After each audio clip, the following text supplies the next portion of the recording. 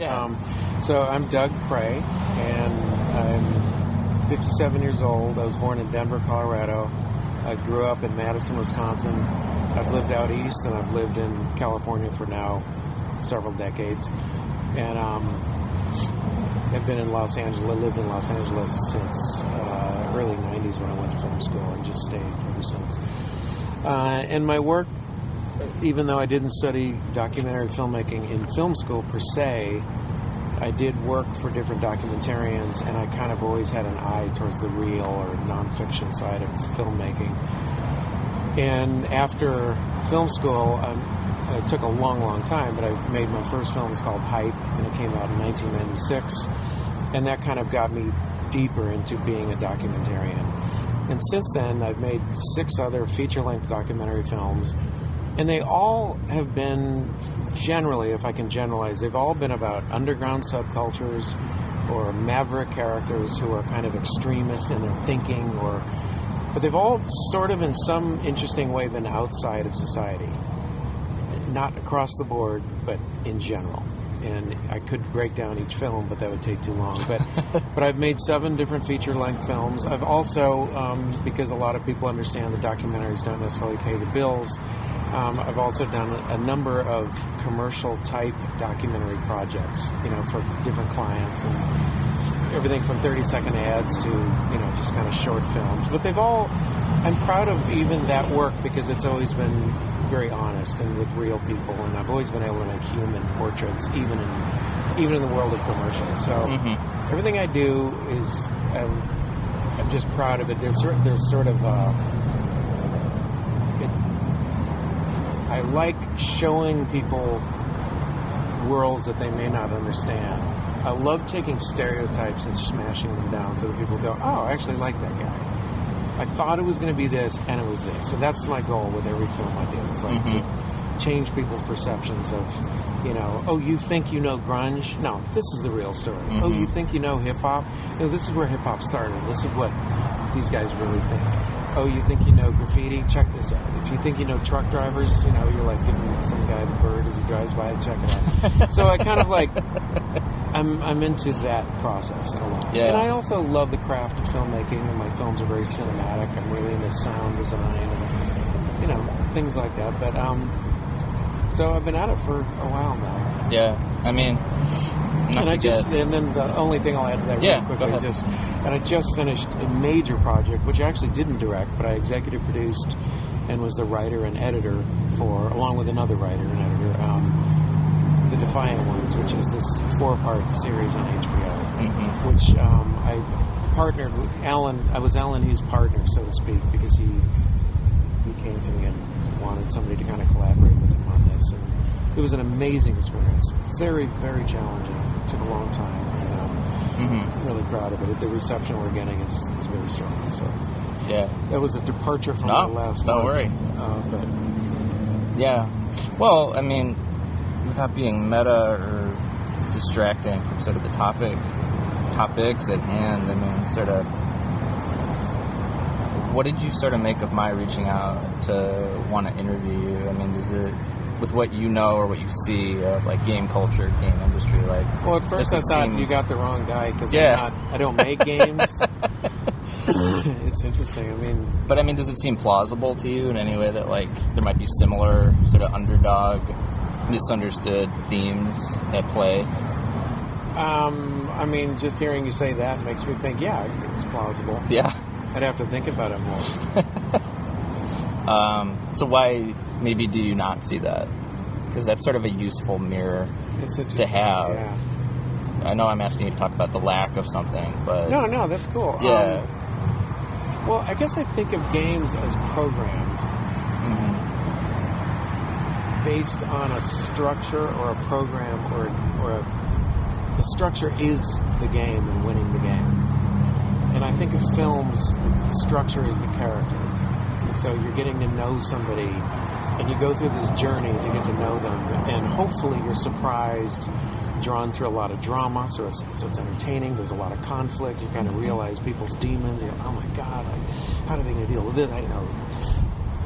Basically, I have a professor who is one of my favorite professors. I think this might get to a thought here. And he has a theory that, I'll give him credit, it's from Professor Howard Suter from the UCLA School of Film and Television. And he's basically like, there's not one good movie, it has to be a good movie, that you couldn't take the title and rename it Trapped. Not one. Not one. Godfather, trapped. Michael Corleone is trapped. He's trapped in family expectations. He's trapped in the, and I could name 30 other films right off the bat and say, yeah, just name it Trapped. Jaws, Trapped. Name any movie from even nowadays, whatever. And he proves the point with his lecture, and it's absolutely brilliant. So, even in documentaries, my goal is often to take characters and make it feel like they're trapped. And then the question is, well, what's salvation? How do they get out of this trap? And sometimes it's a little, use the word meta, sometimes it's hidden more. It's like, well, that guy who's a great DJ, he's not trapped. But he was trapped. He was trapped by people misunderstanding his music. He was trapped by people not accepting this music. He was trapped by, usually, society's expectations of an artist, Like, oh, you can't do that. Nobody gives a shit about that. We don't understand you. In fact, we don't like you. Or trapped in the ghetto. Or trapped in poverty. Or trapped because his mom didn't understand it and made him play violin and he really wanted to be a scratch DJ. And you could say that about graffiti or any of the arts. You could say it about a lot of athletes feel trapped because they gotta work out like crazy or they're not going to make it. Well, that's a form of being trapped. Now, games are all about being trapped. Whether it's Pac-Man, you're trapped. Whether it's, you name it. I don't need to make that metaphor, obviously. All good games are you're trapped and you want to get out of the trap. Now, you might be dominating and killing people in like a first-person shooter situation, but you're still trapped because if you just sit there, you're going to get killed. And so, I don't know if that is interesting to you, but that just occurred to me. No, it is. We're all trapped. We're definitely all trapped. Yeah. There's not one human being that if you sat down and talked to them long enough, you would discover what I call their private hell. Come on. That. It's a laugh of recognition. Well, anything. I don't care whether it's the President of the United States or your janitor in grade school or your cousin or anybody. They all have their own little private hell. Yeah. They might seem happy, they might be rich, but they're trapped. People are always the grass is always greener. Always feel trapped by what their judgment is, or trapped by their job, or even if they're millionaires, they're trapped by expectations, or they're trapped by their money, or they're trapped usually by their lack of money. It's just on and on and on. Yeah. And it doesn't matter who you're talking to. Yeah. And so it's up to the interviewer, and don't do this, don't try this with me, to get. I'm joking. I'll do it. But to get that out of the interview, that's my goal. Is always to figure out how is this person trapped. That's interesting. So I don't know if that correlates to game making. Well, that's honestly a bigger undertaking. I'm trying to figure out like what is the way that this subculture is trapped because it doesn't always know it. Yeah. But I think that's a form of being trapped. Or it can be a byproduct or a facet on it, a lack of awareness. So to talk about not just the structure of the games, but now to talk about the gamers. Yeah. Are they trapped? Hell yeah. Just from the face of it, just on the outsider, idiotic view of it, they're addicted. They're fucking addicted to this. It's like, how many times have you heard that? I'm sure if you're a gamer, you just hate that. Fair amount. I have a son, and I was like, God, he's trapped. He's trapped by this goddamn game. I don't want him to sit there on the couch anymore because I'm his dad. Yeah. Get off the couch. Yeah. Go outside. Go do something. You know what I mean? Yeah, and he's like, Dad, you don't know. I'm talking to someone in Korea, and we're killing, cyborgs. Yeah. And I'm like, well, that's kind of cool. Which part? The Korea part or the killing cyborgs The World Connections was the most enlightening blow away. That was my aha moment. I'm like, there's a lot more going on. As a dad. Yeah. Well, so given the universality of that, I'd be curious to hear you talk about, because you have looked at so many different subcultures, like which sort of is But I'm the not most... up on the subculture of gamers except for a little bit. Like, all I know is that I know there's conventions. I know people go into movie theaters to look at other people playing games. Yep. I know what I know my son's addiction and fascination and obsession and wonderful skill. You know, I mean, I don't look down on it totally because he actually got into programming and it can be a gateway, a positive gateway.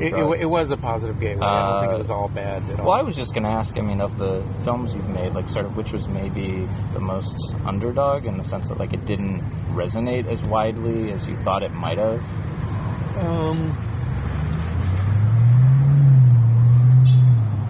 Well, probably Infamy, which is about graffiti writers, is the one that. I'm really proud of the movie. I really do like it a lot. It just didn't. Only the graffiti writers embraced it.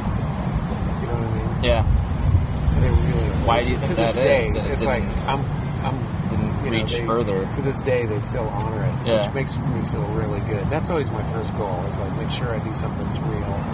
That they passes the smell test. Kind of. Yeah. But more than that. Yeah. Just because what they do is so appalling. Because it wasn't just about pretty mural graffiti artists. It was about graffiti, right? Tagging and like all graffiti, like. And a real, true graffiti artist does all of it. They can do the big, beautiful mural on the side of the 7-Eleven, and they can tag up and down anywhere.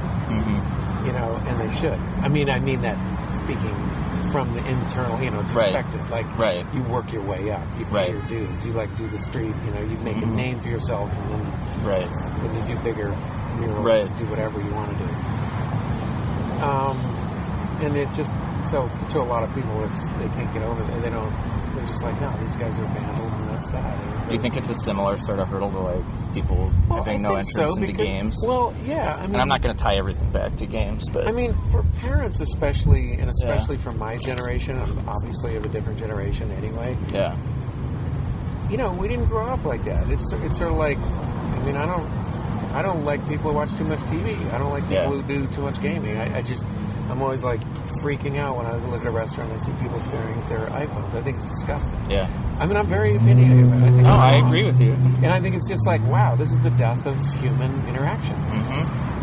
I'm open-minded to gaming being not that, and I know it. I have late games. I'm not stupid, and I do look at it, and I'll play with my son and learn, and I'm open. I'll sit down with him, and he'll teach me, and But in the end, I think it has that kind of that appalling to outsiders and to parents and stuff. I think it has that look of this is just. It's just kind of like it's what's the word? It's deviant. It's deprived. Not deviant so much. It's deprived. Oh, it seems stupid. It just seems. It just seems like a waste of time, And so, a lot of people can't get over that. They can't get over that hurdle. Yeah. So maybe it's similar because you can look at graffiti. Yeah. It's a waste of time, and like, why would? Well, I mean, some things are not like. I think of like metal. Like metal is never going to be mainstream. It's never going to break through, but it's like kind of not designed to be that way. Yeah. And I don't know what those things. I mean, I guess they're trapped, like you say, in a certain way. But I don't know, like if you were to sit down and like quantify, like what are these things that allow some things to catch on and keep other things from doing it? I don't know. Arbitrary. You could have said the same thing about gangster rap, but it really caught on. And nowadays, it's sort of like, okay, everybody just accepts NWA as a part of the culture, But man, that was as in your face as you can get. Maybe because there's like a entrepreneurial spirit to it in some small way. Could be. I'm not going to get all media theorists. I mean, there's a whole other discussion and society kind of coming of age and realizing like, holy shit, this is real, and then just somehow accepting it. Yeah. Or starting to like it. I don't know. It can't be denied anymore. Yeah, it kind of can't be denied anymore. Well, you had That's said... kind of how I feel about gaming. I certainly... I mean, I might sound like some strict parent, but I did let my son do it. I mean, I saw enough in it. I mean, there was a balance, but... But it's funny, but we never let our kids watch TV on weekdays. Yeah. Period. There was no TV in our house. That's good, though. Like, Yeah. So it's like we were strict about some things, but he could do gaming. Yeah. Because at least it was active. Yeah. Well, you had said at South by, you had said towards the end, I think just started talking about the internet You said that sort of the title card at the end of Hype didn't happen. The "Your Town is Next" notion was sort of stymied by the internet. I don't know if you remember saying that. Yeah. The overlap with games is just internet culture in general and sort of the way it's affected our real lives. So, why do you think that happened that way? Like, why was Seattle the last town in this? Well, really, because of the internet. Because our culture 100% changed. I mean, when I finished Hype, there was no email. There was no internet. There was an internet, but it was like, oh, what's this thing? I remember being at Sundance, and there was like some guy with an internet. He was like, we're doing something for the internet. And I was like, that's so cool. The World Wide Web. Yeah. Anyway. Yeah. I mean, it had been around a little bit. I'm not, it wasn't quite like we had used modems. I had used modems from like the mid 80s on. Yeah. So I understood that there was this thing, but anyway, it's funny. It's really amazing. But I mean, what? I'm not answering your question. No, it's fine. But the internet, so forget all that stuff. The internet, Your Town is Next was literally, I was just like, watch out, you guys, because the next scene is going to be, there's going to be this mass of reporters, and they're going to come in, Mm-hmm. And it really didn't happen. Seattle really was the last big, true, amazing, certainly American rock scene. Mm-hmm.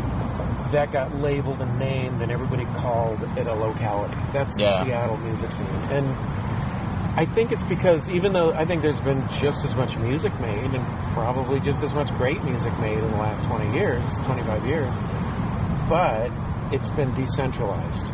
It's not anymore like, oh, that band is from this city. Wow, is something happening in that city? Because that used to be a mindset. It's like, wow, they're from there? Is everyone doing that in New Orleans? Is everyone doing that in Athens, Georgia? Like, whatever it was. Yeah.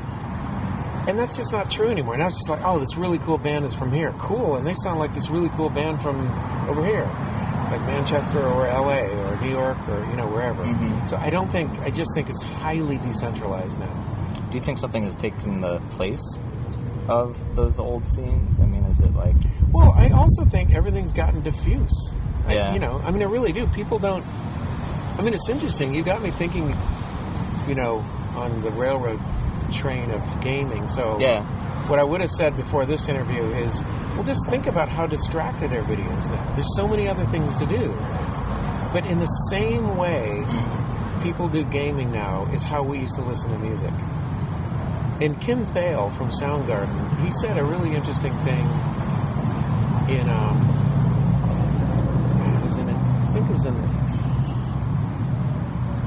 pretty sure I have the quote, where Kim Thale said,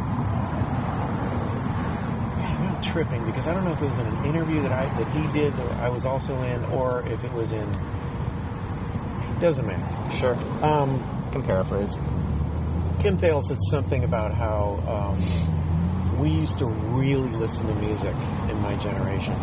And it's not taking anything away from your generation, or I don't know how old you are. I'm 34. My son's generation, so he's 25. Yeah.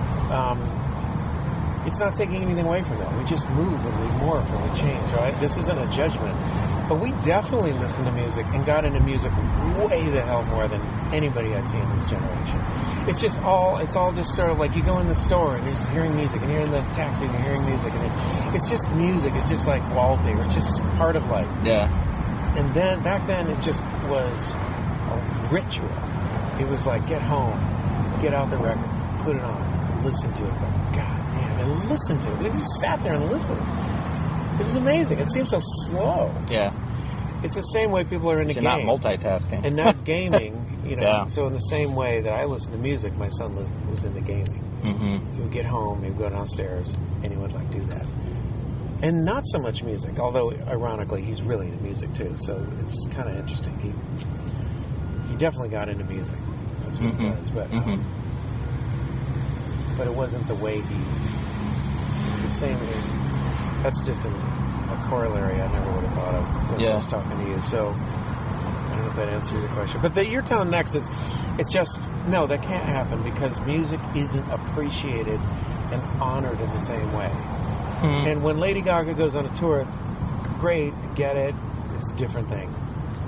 It's just like a multi-million-dollar corporation, just pushing it out. It really is. And same with all the these other acts. And music, music isn't dead at all. It's just different. Yeah. This is different. I feel really sorry for bands. It's hard to... There was almost a fetishism about the label and about the... Well, I mean, that pops up in the Defiant Ones, where Trent Reznor is talking about how musicians used to be like superheroes. That's what it is. Yeah. It's Trent Reznor. Thank you. You're welcome. You actually brought me back, because just the other day I had to hear the whole quote. Did you? So it's not all in the movie? Yeah. That's it. Yeah. It wasn't Kim Thale, although Kim has said similar things in the interview I did with him this summer. Yeah. That's what it was. Yeah. That's so funny. I got you. You nailed it. No, that's great. No, he's very outspoken about that. Very outspoken. Mm-hmm. And it's really pretty cool.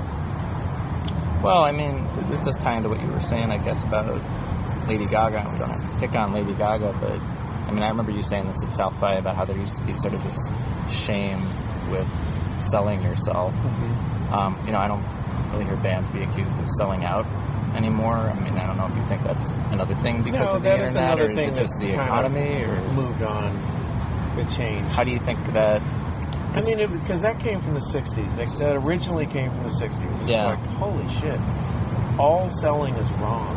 Capitalism is wrong. I mean, literally, it was like Marxist, practically. Yeah. And then punk rock took it a step further and just said, it's just so disgusting, everybody just to be so egotistical and to be with their big hair and guitar solos and up on stage and worship. It's just like, fuck all that. Mm-hmm. That's what punk rock was. It's like, fuck that. Let's get back to what rock and roll used to be, which is just rock and roll. Mm-hmm. And offensive.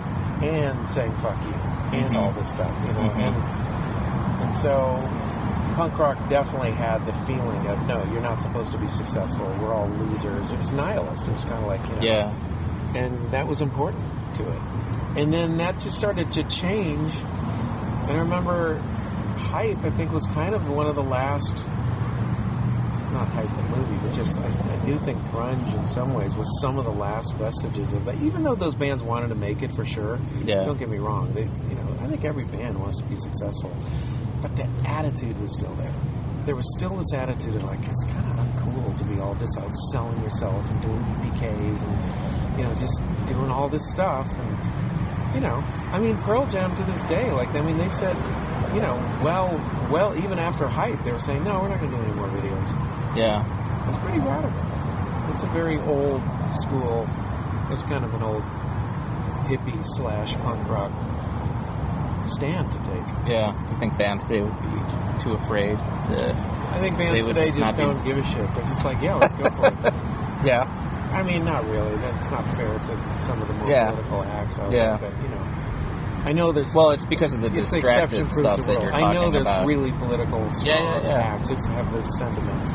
And I would be only happy to understand that the new generation is getting more back to that. Mm-hmm. And rejecting things again. It's time for that cycle to happen. Yeah. Well, I mean, are there elements of... Because, just thinking with, the Defiant Ones, you look at the music industry a couple decades ago, I mean, are there any parts of that spirit that is still alive today that maybe you weren't expecting to learn, or you mean just just anything at all? I mean, any sort of... It's really interesting. The Defiant Ones is made up entirely of wildly successful stars. That's true. None of them are really underdogs anymore. They all started out as underdogs, of course. I mean, every artist does. There's not one artist who doesn't, unless they're like the son of Picasso. True. And they're good. Yeah, true. Although that's a curse to be the child of an amazing global leader. Has some upsides, but a lot of downsides. By the way. Yeah. Well, I was just thinking of Lennon's kids. Yeah, that's tough. It's really tough. And they've done kind of beautifully in a way. It's got to be hard. Yeah. So to get back to your question, I mean, I just think because, you think, I mean, I don't know what the average age of someone who reads my project is, but if you are, a younger gamer kid, I don't really think you would know anything about the music industry of the 70s or the 80s. It seems like it would be completely gone. today, you know, or I have think no relevance. it is really just different. completely disappeared. I know it's totally different. Yeah. Just the concept of listening to one song at a time is just so different. It's just wildly different. Mm-hmm. It just never used to happen. There was no one song except for Top 40. Right. I guess there was Top 40. But, yeah. You know, I don't know that I'm quite getting to your... I'm not answering your question. It's okay. It's very abstract. It's just sort of in the course of research. I mean, you're asking if people in the Defiant Ones, if I learned something... Yeah. I mean, it could even just be something you did not expect to learn. Thinking, you know, you knew that one of story. my favorite quotes in the Defiant Ones, and I just loved it, was when I was editing Patti Smith, and I found that quote of hers, and she just said, like, she was like, you know, everybody thought that I'd sold out because I had a hit song. And she was like, that's just, whatever she said, like, that's bullshit. You know, it's like, punk rock is about freedom, and I'll write any fucking song that I want. I don't know if you remember that quote. I do, yeah. It's kind of a great quote, and it sort of brings back that freedom. And you know what I think? I think the biggest lesson from that, and even from Hype, I think, is the bands who really make it through the ages. Because a lot of bands make it for one or two albums, but the bands who really last, like Pearl Jam, Mudhoney, whether they're big or smaller, from that scene in particular, the Young Fresh Fellows, it's very interesting that they have all figured out that they had to be defiant, that they had to figure out how to work with the system and do it their own way at the same time. They had to figure out that smashing together of, you got to do it your own way, you have to be yourself, you have to still be defiant and say screw you to the powers that be and the way things are, and work inside the system, like, and go with it. Yeah. So it's this odd balance of like, go with it, go with it, go with it. It's like, that's the hill you're skiing down. Yeah. But you need to control it, and you need to stay in control of your skis. And maybe it's a weird metaphor, but actually it's perfect. It's like, if you just let your skis go, you're going to crash into a tree and die. Which happens to a lot of bands. A lot of bands, you know? And it's about controlling your destiny. And if you can do that, then you can win. And winning just means you can be satisfied with your success at any level. Do you follow, I mean, I don't know how closely you're on the internet or following social media? Or not at all? No. You should be interviewing me because I'm the only guy you know who's never done Facebook, Twitter. Never? Anything. I envy you. Never in my life. I'm on Twitter, but I have not been on it since last year. But I'm not judgmental. I'm not Everyone either. I know does. I'm not I either. ask them favors. I say, can you please post something for me? I do that all the time on it. Facebook. It's just like, I understand. I mean, I was just going to ask about, like, internet activism, if you see any similarity to that defiance you're talking about. Because I feel like I see a lot of people like, oh, I'm going to change it from within, whatever it is. But really it's like, they want to get the sponsorship deal first, or they want to be set first. Sure. Yeah. Well, it's a real dilemma. You know, you want to... What is just stability, or... It's the same thing with independent filmmaking. Yeah. It's like, you know, there's a hell of a lot of people who want to make documentaries because they want to change the world. Yeah. They're really altruistic. They have strong political beliefs, and they're like, I'm going to work, and I'm going to do this. And then they realize, damn, I got to work with a distributor. Damn, I got to get funding. Yeah. Damn, I got to do this. Oh, I need a star to narrate, or whatever the hell it is. What are the, like, of the 30 things you can do to have a successful film? And it's a challenge. I mean, does that happen anymore? Like, I forgot people say that they want to do it because they want to change the world. I think so. You think so? I think a lot of people get into media, filmmaking, because they realize that's where it's at. Yeah. I think 30 years ago, they wanted to go into law. They wanted to become politicians. But go to law school, change the world, because you can become a politician, and obviously politicians are in charge. Yeah. But I think in the last 10 years, it's become, go to film school. You know, go to, you know. Yeah. Even journalism is hurt, you know. I've heard.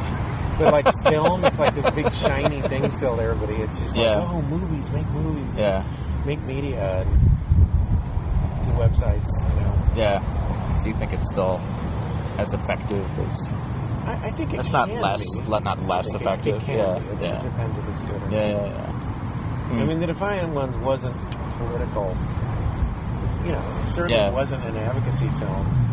we never discussed African American rights. We never discussed the treatment of women, and yet those themes are discussed, like, strongly. In other words, they're there.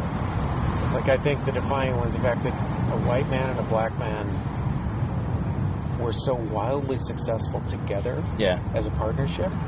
I think that was more than 10 other movies about, you know, racial equality. Yeah. Just because you just look at it and go, oh shit, they did it. Yeah. That's kind of cool. And they're friends. You know, it's kind of cool. It was like, it was just, and that wasn't really the intention, that wasn't the design of the movie. It was about Jimmy and Dre from the start. Yeah. But I started realizing, you know, people are going to get something from this.